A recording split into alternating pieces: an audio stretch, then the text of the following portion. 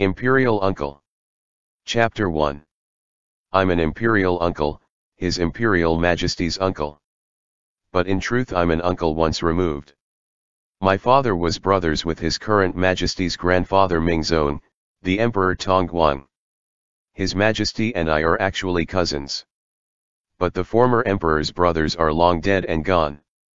As a result, I as a cousin of his father's generation have become an uncle dearer than any actual uncle. Now, the most nauseating line that came just before I wasn't the one who said it. The one who said those words was the Empress Dowager. The first time she said it, His Majesty hasn't yet ascended to the throne. The former emperor had just passed away. She spoke to me clad head to toe in mourning dress, her eyes swollen and red. She said, "Qinjun, though you're the younger cousin of the former emperor, I've always thought of you as his little brother. You're the dearest uncle to Kijhi, dearer than any actual uncle." I was grieving the former emperor then, painfully deep in mourning. Her words jolted me so much they made my hair stand on end. Sure enough, the next line that immediately followed this was, "From now on Kijhi will depend on your continued support. Please do watch over him." In retrospect, my mother said something that summed up that exchange most succinctly. She'd said, "When they're using you, those circling the throne are closer to you than anything. When they're done with you though, they'd much rather you die." Once His Majesty started holding court on his own, and his throne was so stable it may as well be cast whole out of iron, in my comings and goings from the palace I sometimes ran into the Empress Dowager. The way she looked at me did indeed communicate quite clearly how she couldn't wait for me to depart a bit sooner to serve the former emperor. It would seem the former emperor and those close to him used to see my dad the same way. In his heart he passed the thought back and forth, looking forward to the event for many years, finally managed to see my dad lowered into the earth without a hitch. I believe that when he died, he was likely able to close his eyes with immense satisfaction. But alas, his generation's misfortune has been inherited by the next. His wife and child must carry on his old ways, and continue to find me a cause for concern. Until I'm also placed in a coffin, this affair will never truly end. End chapter. Imperial Uncle. Chapter 2. Once, someone with nothing better to do took a comprehensive survey of the current dynasty, and summed up the imperial court's three great cancers. Wang Qin leads in corruption, the treasury is never full. Yuntang favors a few, forming cabals, leading to corruption in our politics. Prince Huai plays with power, and serves as the head of 100 poisons, thus causing instability to the throne. When they talk about the most venomous of vipers, the wicked one who plays with power, the biggest cancer of them all, they're talking about me, this insignificant prince, Prince Huai, Qinjun. I can only say that this prince feel rather hapless in the face of these theories. In truth, I have been ever dutiful, ever devoted, devoid of intention to monopolize power, and possess even less of a heart to covet the throne. In the entire imperial court, I dare say there is no loyal subject more loyal than I was. But, most tragically, in all the realm, the matter of my being a loyal subject is something that not many would believe. However, I've always been one for arguments from sense. Let me speak then, sensibly. If one is to ask why bystanders hold this theory to be true, the biggest fault lies with my father. When I was little, my mother often said to me, "Your father is the biggest fool I have ever seen in all of my life." And then she would pat my head and continued, "Don't you ever become like him when you grow up." In the eyes of outsiders, my father and the word fool could never be written on the same page. At 15 he went to war, at 17 he was made commander-in-chief. Half his days were spent on horseback, one could count the battles he lost on one hand. But in the eyes of my mother, and in mine after I matured, my father was indeed quite the idiot. He was Emperor Tongguang's youngest brother. Often, with eyes overflowing with tears, he would recall how as a young boy how Emperor Tongguang looked after him, cared for him, took his hand and taught him to read and write, covered him with a blanket while he slept, put a coat on him when it was cold, so he was willing to sacrifice his very life in service to repay his brother's kindness. But Emperor Tongguang had a weak constitution and died young, so my father wasn't able to repay him for long. My father, after weeping bitter tears and being inconsolable in his grief, decided to transfer his intention to repay his brother onto Emperor Tongguang's son onto the current emperor's father, Emperor Yingchang. As soon as any change was detected at the frontier's gates, he would immediately take the initiative and volunteer to go. During discussions in court assembly, anytime he felt he could help our government and the country at large, he inevitably broke into torrential speeches, at times both fervent and impassioned. Loyal advice is often grating on the ears.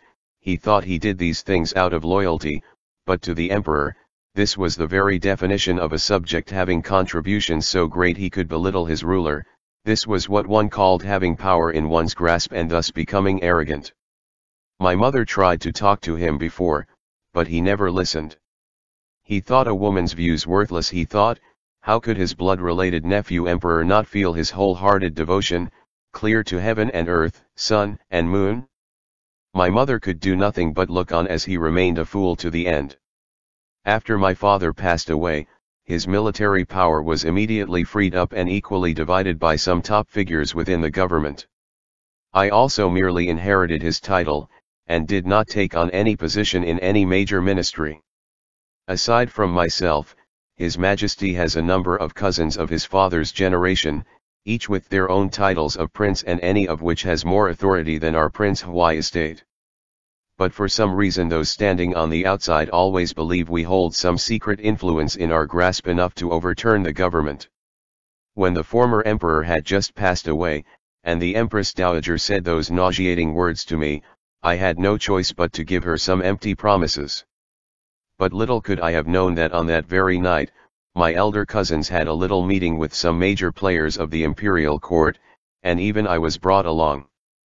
Grand Tutor Yun Tang, then still Grand Chancellor, said, a nation cannot one day be without a leader, but since His Majesty passed away, the imperial throne has already been unoccupied for 2 days. The heir apparent Kijhe is still underage. Princes, lords of the imperial court, what do you think? As my turn to speak came around, I gave them a couple of honest truths. For an heir apparent to succeed the throne is a matter of course. Moreover, excuse my next words for their impudence, but I've watched His Highness Kijhe grow up from infancy. He has always been clever and quick-witted, generous, benevolent. He may be young now, but surely he'll be an enlightened ruler when he's grown. With these truths I lightly flattered the future emperor. I thought it may prove beneficial in the future.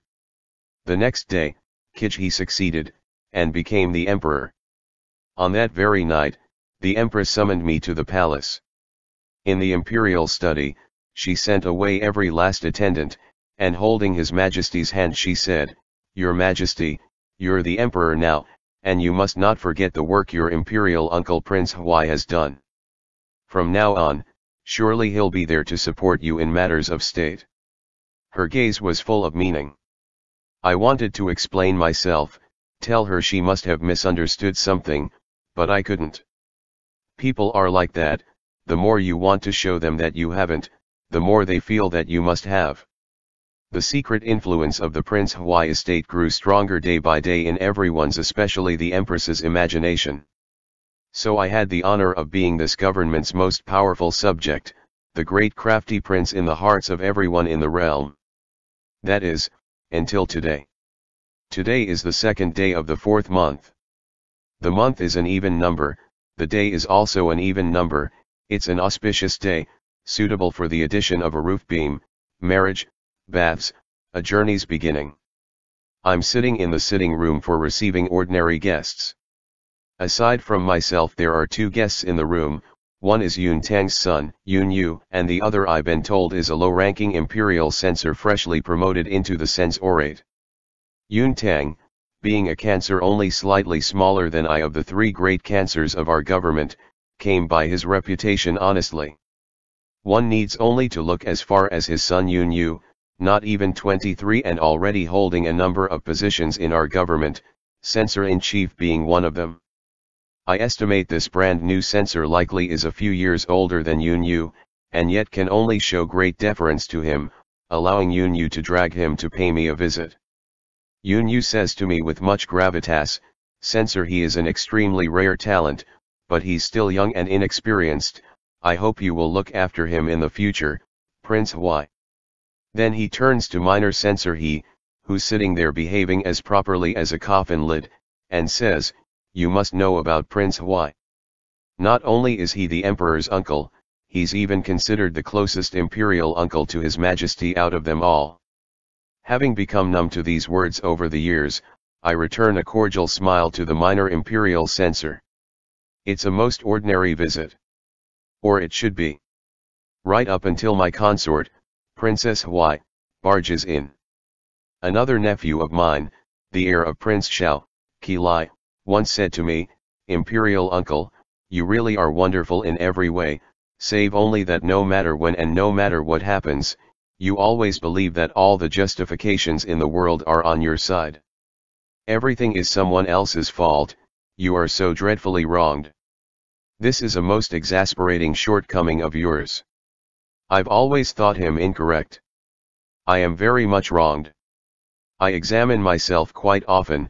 Whenever anything happens, I always try to find fault with myself first. It's only because I usually can't find any that I go looking for it in someone else.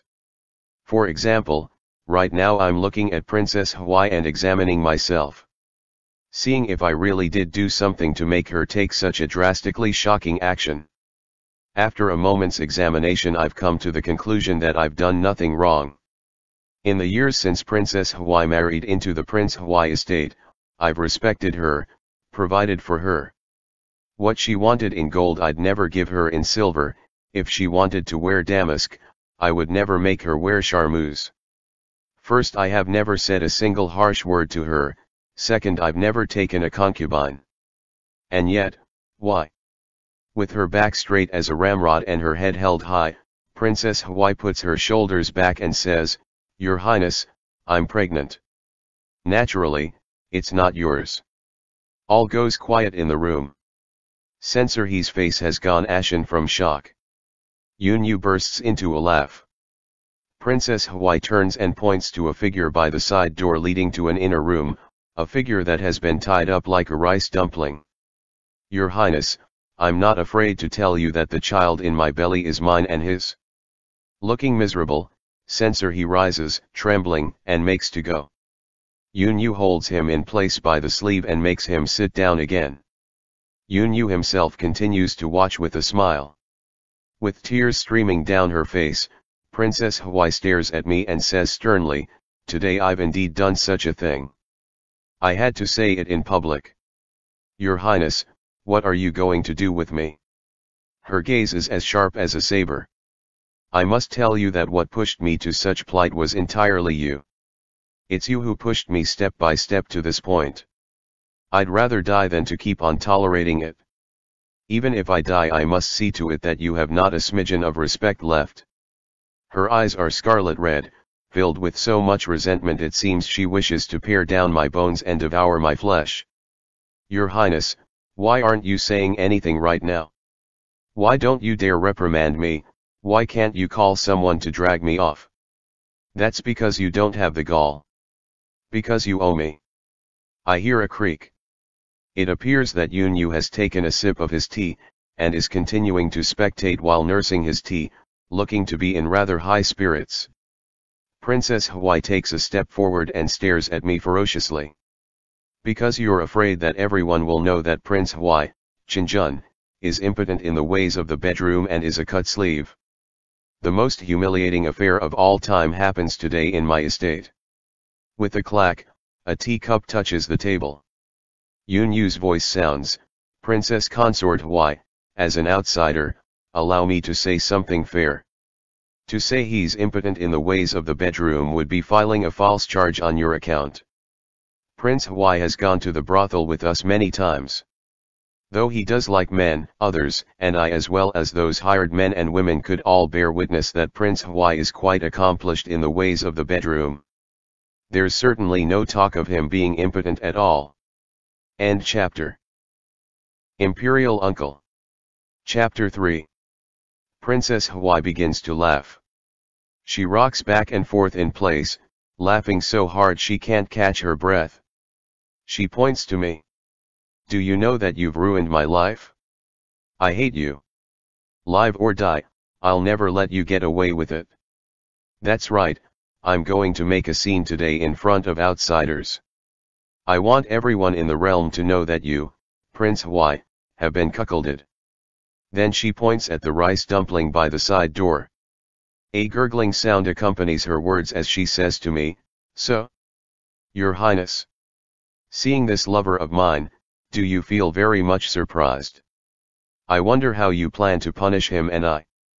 The rice dumpling slowly raises its head. A pair of clear eyes turn to me. My temples pulse with pain, making half of my head all a whirl.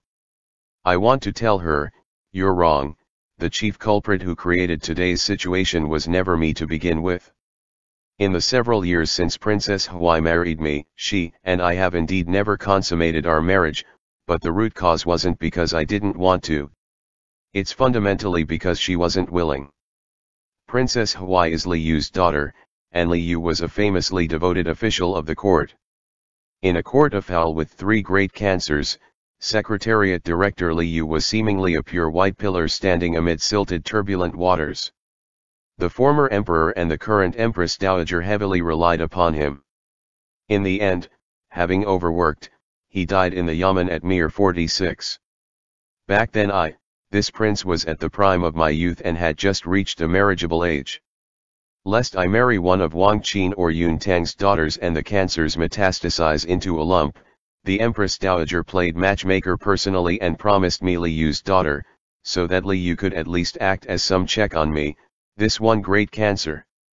I agreed to the match quite happily, since Lady Li's fair name was well known throughout the capital.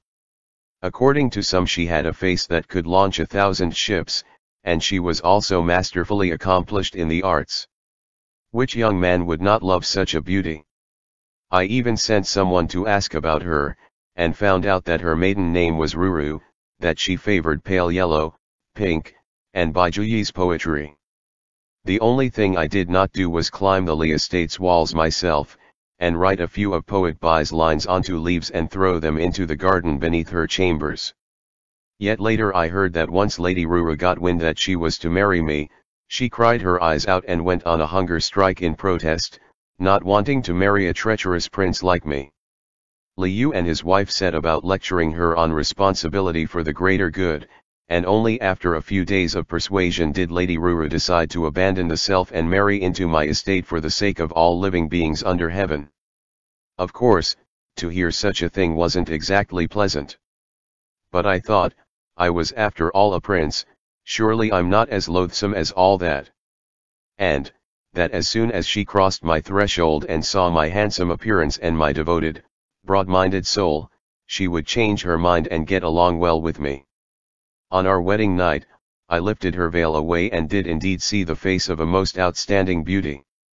Her gaze was downcast, in candlelight she seemed especially demure, but she had no expression at all. Her countenance was as cool as a bowl of cool water. I treated her coolness as shyness, and held her hand. I said to her, "From now on you and I are husband and wife. Your princess consort Huai, this Jing Wei's wife. There's no need for you to call me your highness. You can call me Wei or my courtesy name Qinjun as you like. You can even call me Darling Yi or Darling June, it's all allowed." I was hoping that Darling June would get a smile out of her, but her expression remained as cool as water, her hand ice cold and faintly trembling in mine. I lowered my head wishing to kiss her lips, but with the expression of a martyr meeting certain death, she closed her eyes, and tears gathered slowly at their corners. Ultimately, I stopped midway and did not kiss her. Sighing, I asked, "Does just a little touch from this prince make you feel so terrible?" She did not utter a word. The pearls of her tears transformed into lines and drew their way down her cheeks. I felt awfully depressed. I'm hardly the type to enjoy making anyone do things against their will, neither have I reached the stage where I lack company in bed. Why should I sit here and compel a virtuous woman to be bedded by me? So, as one who is reasonable would, I said to her, since you'd not consent to be touched by me, then this prince won't touch you. When the time comes that you feel you could accept me, then we'll do what married couples do. Having finished speaking, I went to the study, and passed my wedding night with a lonely lamp and a cool quilt. From that day onward, I treated her as my consort as before. The things she ought to have, I made sure she never lacked. I gave her whatever she wanted. Once in a while I'd ask her, Princess Consort, why, have you changed your mind yet? The first 2 years she kept giving me that cool water face, the next 2 years, she'd finally make a derisive sound through her nose, turning her face away. At last, in year 5 and 6 she was able to glance at me, then biting her lip, turned her face away again. I was just about to think that there'd been some progress, thinking perhaps one day soon she'd be willing, when today she'd gone and done this. Indeed, Princess Hawaii has me utterly perplexed. The more perplexing is how she's pushing all of the blame on me over and over again. She says I gave her the cold shoulder, and not only did she say that I was a cut sleeve, she even called me impotent. Is it possible that all of it really is my fault? Let's put aside the matter of me being a cut sleeve without comment for now. This prince could hardly become a monk because she didn't want to pay any attention to me. Then there really would be something wrong with me. Right then the rice dumpling by the door started to speak, Your Highness, this lowly one have never done such things with the princess. The room is suddenly quiet again. Yun Yu's eyes, bright as snow, turned to him before turning to me. The rice dumpling's eyes are sincere and honest. This lowly one is grateful for your highness's favor, to be allowed to lodge at your estate. I would never do such things against the laws of heaven, violating Confucian ethics. I'd rather die a most terrible death. He closes his eyes. Your Highness Prince Hawaii, Consort Princess Hawaii, you can kill me, punish me, but for her to dishonor my integrity so, and to insult Prince Hawaii's reputation too, this lowly one absolutely will not tolerate it. One would not call his voice loud, and there isn't much inflection to it either. But for some reason it carries the flavor of a fervent speech in this quiet room. Princess Hawaii cuts him off with a resounding laugh. Integrity? Someone like you dare speak of integrity? That's truly laughable, laughable. Why don't I tell everyone what His Highness brought you home for? Her words are brimming with bitter sarcasm. Now I've no choice but to speak. Princess, He Zhong was hired on as a bookkeeper because this prince cherish his talent. You ought to know that. Princess Hawaii says, Your Highness, now that things have come to this, why must you keep up the act? Have you ever been chaste with the young men you've brought home? Yun Yu laughs out loud again in his guest seat. He Zhong turns red in the face. This lowly one. Now that things have come to this prince have little choice but to say to her furiously, Princess Consort Hawaii, how long must you keep throwing around unfounded accusations? When have this prince ever brought home those this prince wasn't chaste with? A fierce cough escapes Yun Yu, and he breaks out in riotous laughter. Countless flowers in a multitude of colors are blooming over minor imperial censor. His face, seems he's gone numb long ago. End chapter. Imperial Uncle. Chapter 4. As the situation has already collapsed into a complete shambles, I let out a long sigh. Fine. Princess Consort Hawaii, you've already made your scene, and whatever you wanted people to know, they now know. Let's call it a day for the time being. I call for guards, and have them take Princess Hawaii and He Zhong away, locking them into separate meditation rooms. Princess Hawaii keeps struggling as she's being dragged away, giving me a loud tongue lashing as she goes. Some time after they have dragged her off, her voice is still coiling around the rafters. Yun Yu turns the lid of his cup. What are the chances of such a lucky coincidence? I never imagined that taking Censor He here to visit you would allow us to witness a once-in-a-lifetime spectacle. Minor Censor He trembles without a word. Yun Yu smiles at him. You don't need to be scared. You and I saw something we shouldn't have seen, consider it an eye-opener. Even if Prince Huai wants to do away with all the witnesses to keep this quiet, there are so many people here including me to keep you company, don't you think? Keep this quiet. Who could manage to keep everyone quiet? In all likelihood not a half day will pass before this prince's reputation of being the biggest cuckold of all time will spread throughout the entire capital. Yun Yu takes another sip of his tea. He clicks his tongue. From what I saw of that young scholar He Zhong earlier, he looks rather delicate. Your taste is leaning more and more toward the plainer fare of late. There is a bitterness in my mouth. I feel disinclined to explain myself. Even if I did explain, who'd believe me? When it comes to my reputation, my explanations have always fallen on deaf ears. Though it's true I cut my sleeve, I've only ever done so in the pleasure quarters, never have I trespassed on the unsullied. 2 months ago, when it was still winter, this scholar He Zhong was selling calligraphy in the streets, and he'd passed out from hunger. In a fit of kindness, I took him in and had him assigned some work to do with our bookkeeping. I merely regarded it as a simple good turn to accrue karma, and after all this time I had nearly forgotten all about him. Who could have known that Princess Huai would jump to such conclusions? In this, I suppose I'm the one who caused him trouble. Furthermore, I really can't believe that he could become Princess Huai's lover, even going so far as to become a father. Yun Yu sets down his teacup and rises to go. Prince Huai, if you're not going to do away with censor he and I, then I'm afraid we must be on our way. I squeeze out a smile. I've given the two of you plenty to laugh about today, do forgive me for not seeing you out. Yun Yu cups his hands in parting, and exits unhurriedly with minor censor he. As I sit in my chair, I'm suddenly overcome with a desire for someone to knock me out with a stick. All the servants and maids are furtively sending me pitiful and inquisitive looks. In the end it's Zhang Xiao, the oldest steward employed in my estate, who cautiously says to me, Your Highness, about the princess. I press my fingers to my temples. Keep the news from spreading for now. Get a doctor to examine her pulse first. It seems Princess Huai's pulse is indeed a joyful one. She's probably been pregnant for nearly 2 months.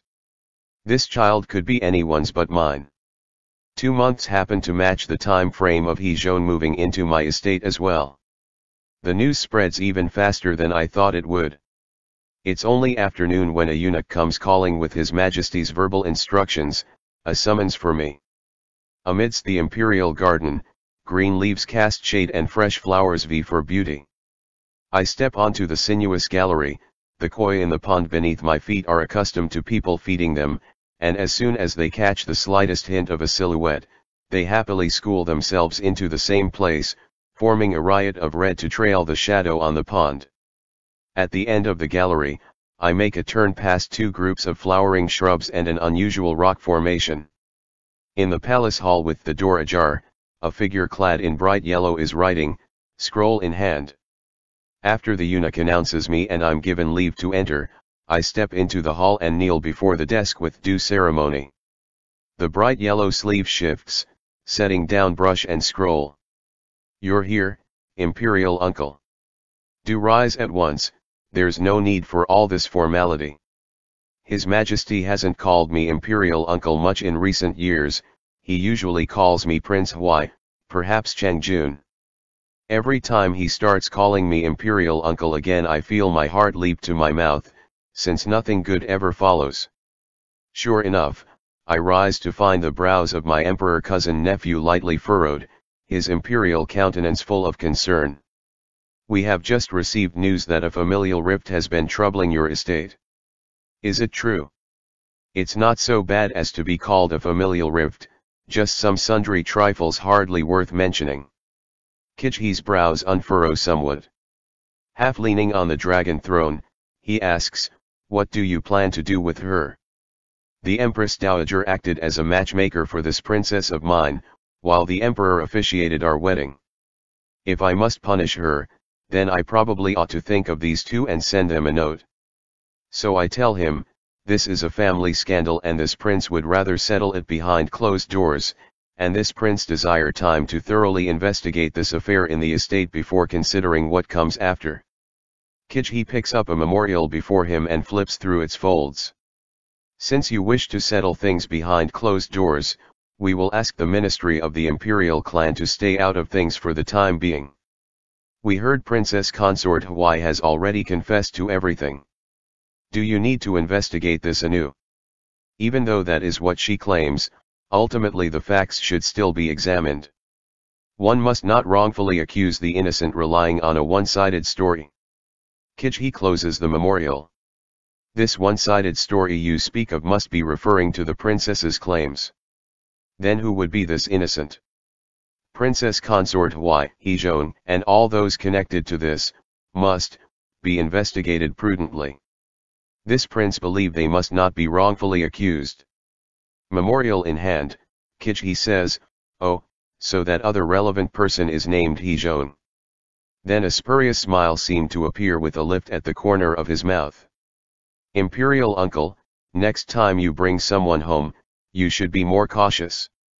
I sigh inwardly, unable to explain, therefore I do not. Bowing, I reply, "As your majesty commands, this prince will make sure to be cautious from now on." Kijhi tosses the memorial back onto his desk. "That will do. Since you must still conduct an investigation, you had better return to your estate." I kneel with deference to take my leave before retreating outside the palace hall. Along the gallery, Yunyu and someone else are walking towards the palace hall, and we come face to face with each other midway. Yunyu is smiling. Seems His Majesty's found out about this real quickly. "Your Highness, let me declare my innocence. I wasn't the one who told him. But allow me to speak out of turn once more, you should consider altering your rakish behaviors. To be sure, you can't trust women, but from the look of this, you can't trust men either." Grinning, he shoots a glance at the man beside him. "Chancellor Lu, do you agree?" I take one look at the man beside Yunyu, and a bitter laugh escapes me. "Chief Yun, then you shouldn't be sprinkling salt on this prince's wounds. Chancellor Lu is a man of upright character. Naturally it would be unsuitable for him to say anything about such an affair. Why must you drag someone else into the mire?" Though Yunyu is ever caustic, he knows when to stop, so the back and forth comes to a halt here. A few more casual words are exchanged before each of us say our goodbyes. The man next to him gives me a shallow bow. "We must be going, Your Highness." I nod, returning the courtesy. "Please go ahead, Chancellor Lu." As I stare after that ink-blue figure as he retreats to the other end of the gallery with Yunyu, all kinds of feelings mingle in my heart, yet I cannot help wanting to take just one more glance. Everyone knows that I, Prince Huai, Jingwei, wear a cut sleeve. Truthfully, in the beginning it was just an act. My sleeve wasn't really cut.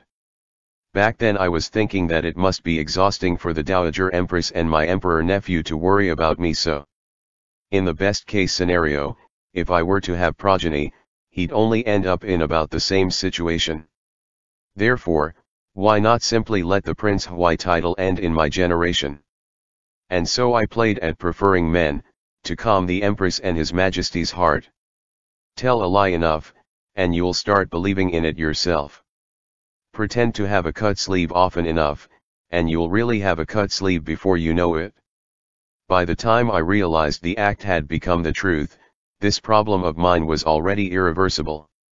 I don't know when it started. At some point someone had become ensconced in my heart. Try as I might I could not erase him. Stay in the dark too long, and you'd grow fond of the light. Only ever given leave to have what's sweet, you'd keep thinking about what's savory. I think, at first, maybe it was just for those reasons that I fell for this person. I am the imperial court's biggest cancer, yet he is the most devoted official of this dynasty since Li Yu, another pure pillar of strength standing in surging, silted waters. Whether in the government or out among the people, he'll always be the wise chancellor everyone speaks of. Whenever I get to see him, the only address he'll ever use for me is Your Highness, and I can only call him Chancellor Lu, nothing more. Even though I have already read his name and his courtesy name aloud in my heart countless times. When will the day come that I can address him so amid shared conversation and laughter together? Tong Yi. Lu Tong Yi. Ranci. End chapter. Imperial Uncle. Chapter 5. In the half-light of evening, I step out of the Imperial Garden's eastern gate. Before I can take 2 steps, I catch the sound of someone from behind me calling out over and over, "Imperial Uncle Jun, Imperial Uncle Jun." I stop and turn to find one of my nephews, Prince Daikatan, taking quick steps in my direction. He's all smiles as he comes to a stop before me. "Imperial Uncle Jun, how wonderful it is to have run into you at the palace. This prince is in the middle of a dire emergency and could really use your help. On any other day I'd be sure to make it difficult for Kitten, have him call me Imperial Uncle a few more times before asking him what he wants, but I'm really not in the mood today. So, I ask him without fanfare, what do you need money for this time?" Face splitting into a wide grin, Kitten rubs his hands together. "Imperial Uncle Jun, you've always spoiled me so. You didn't even wait for me to ask and already know what this prince want." He moves closer, motions a distance between 2 fingers. 6,000 taels. I sigh. "Kitten, you may as well just get a torch right now and go burn down my estate." This kid Prince Dai has become obsessed with antiques and old paintings of late. He's collected countless pieces, lost 10,000 strings of money. Yet when it comes to relics, he's actually an amateur. Only an amateur would have such zeal and courage, the daring to buy and the daring to burn money. Once he burned through the spending money he had on hand, he started relying on his imperial uncle me, taking advantage of the fact that I've doted on him since he was a child, shamelessly coming to me again and again to borrowing more and more each time. Not that I ever counted on his paying me back. Prince Dai says, rubbing his hands, "Imperial Uncle Jun, it's really only 6,000 taels. Just 6,000 taels. Do you know what it is I managed to find today? A wine cup that was used by King Wen of Zhou. The seller's asking price is only 8,000 taels of silver. There's quite a many people fighting over it. If I wait any longer, someone may buy it before I get the chance. Last I heard you just managed to nab an ear pick supposedly once used by King Zhou of Shang. That appears to be a fake. From what I can tell, you've no luck with the Shang and Zhou dynasties. You may as well forget about this one." I turn around, continuing on my path. Kitten keeps pace behind me. "Imperial Uncle Jun, Imperial Uncle, wonderful Imperial Uncle, Uncle Jun, it's different this time.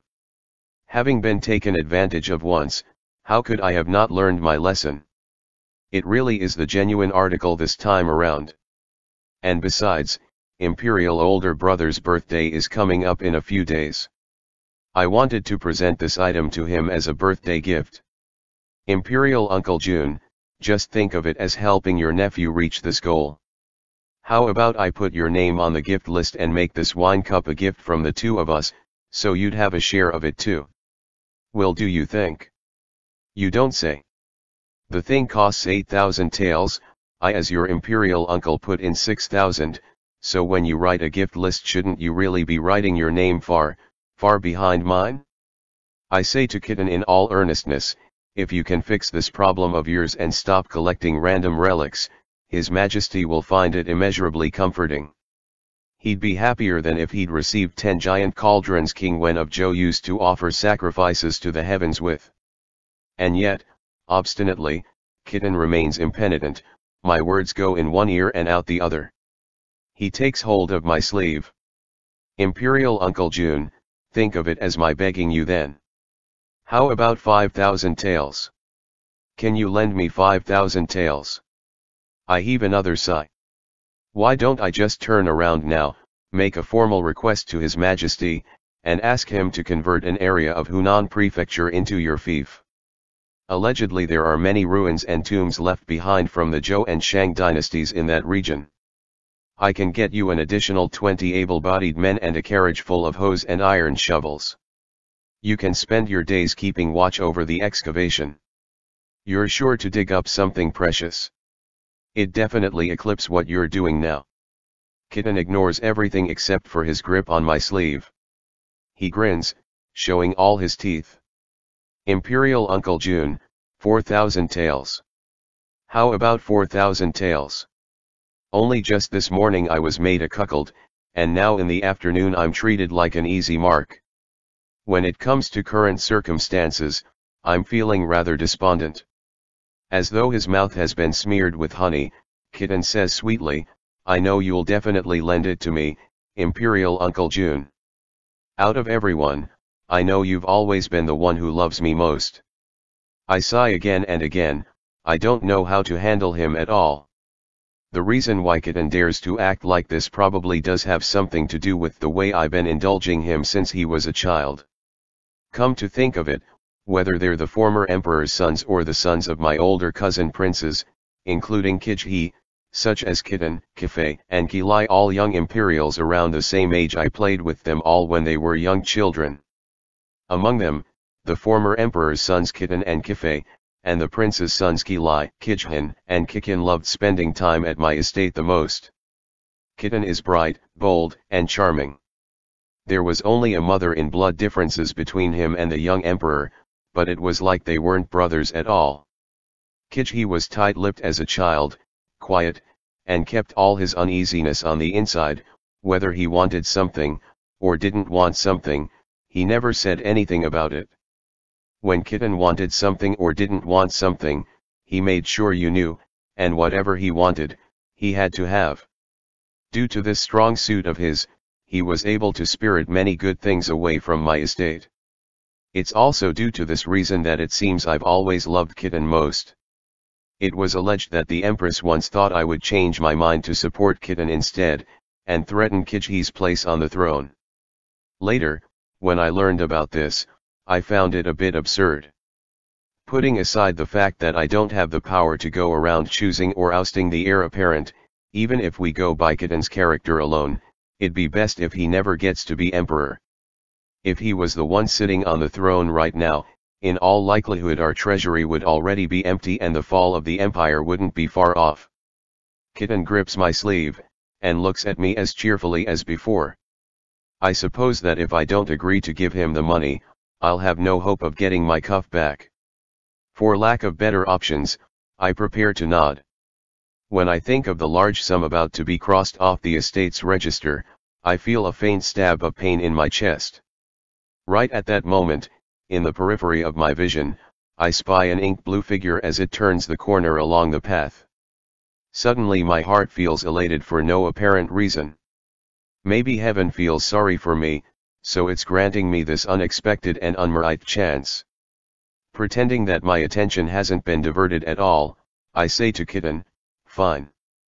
But this imperial uncle is really not feeling reassured as to whether that wine cup is authentic or not. If it's not, then wouldn't giving you the silver be the same as condoning your behavior? I feel I had better go with you, and put off my decision until after I have verified that it is indeed genuine. But Imperial Uncle June, you don't seem to be any more of an expert than this prince when it comes to relics. I'm guessing if it looks genuine to me, it's sure to look genuine to you too. Why make you go out of your way? I shake my head. Out of the question. If we don't have it appraised, I'd keep feeling uneasy about it. I allow my speech to slow, dragging out my intonation so my sentence ends as that ink blue figure nears us just so. I look up, and acting as though I've only now noticed him, I say, what a coincidence, we were just talking about how authentication may prove difficult, and here comes an expert. With a smile, Lu Tongyi formally greets Kitten and I. This servant seemed to have interrupted the spirit of your highness's conversation. At long last, Kitten releases my sleeve, and returns the greeting with a nod. Chancellor Lu, are you on your way home? Lu Tongyi says, courteous, that is so, and he starts walking away. I gather up my courage. Chancellor Lu, please wait. Lu Tongyi halts his steps, and a note of disbelief arises in his expression. Kitten turns to face me, utterly flabbergasted. Within the imperial court, Lu Tongyi's path and mine seldom cross. Whenever we meet face to face, at most we'll exchange a few pleasantries. Everyone knows that there is neither friendship nor personal grudges between us, but according to our reputation I am a treacherous prince and he is a wise chancellor. We are as dissimilar as black and white on a game board. From the perspective of onlookers it would be reasonable to presume us diametrically opposed. So, when I call out for Lu Tongyi, stopping him, he's not the only one to show disbelief. Even my imperial nephew, Prince Dai, spends a moment looking flabbergasted. I put on an appearance of effortless ease. This prince may have some business that could use your help, Chancellor Lu. Kitten is staring at me with shocked amazement written all over his face. I smile at him. Chancellor Lu is renowned as one of the top scholars of the imperial court, and I've been told he is a master in the identification of relics and calligraphy. Wouldn't you say he's just the heaven-sent expert we needed? Kitten's expression is exceedingly complicated. Imperial Uncle Jun, you. I cup my hands in entreaty at Lu Tongyi. Chancellor Lu, my imperial nephew is about to spend a great deal of money on the purchase of a wine cup. He says it was used by King Wen of Zhou. I'm worried that he would end up buying a fake. If you're free right now, I wonder if it's possible to invite you along so you can keep an eye out for Prince Dai and this prince.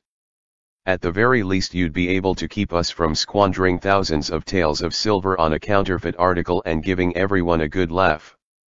I look squarely at Lu Tongyi.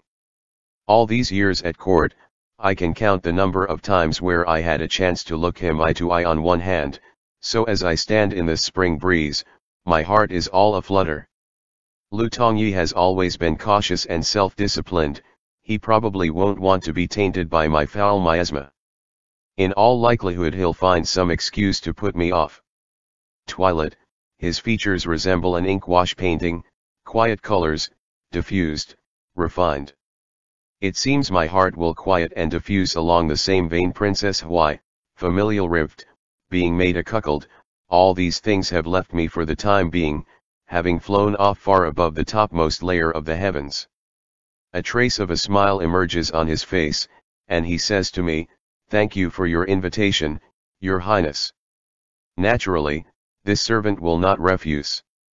This servant is at your service. In that instant, blossoming flowers fill the spring breeze, and my heart flutters all the more. End chapter.